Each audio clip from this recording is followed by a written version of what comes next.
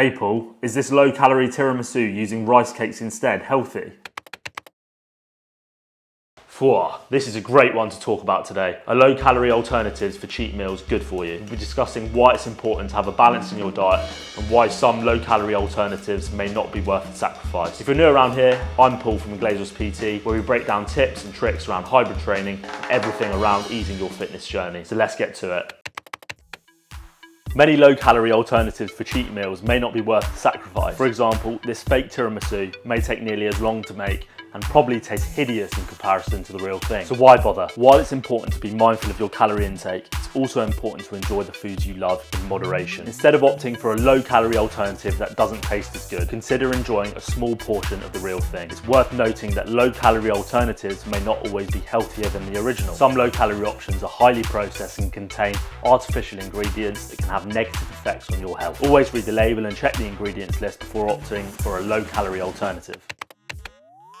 Eating in moderation and having balance is key. While it's important to be mindful of your calorie intake, it's also important to enjoy your food and not deprive yourself of the things you love. It's all about finding a balance that works for you. Don't eat like an idiot and indulge in cheat meals every day, but also don't be so strict with your diet that you're never able to enjoy the foods you love. One way to strike a balance is to practice mindful eating. This means paying attention to your hunger and fullness cues and eating until you're satisfied, not stuffed. Mindful eating can help you better regulate your food intake and avoid overeating.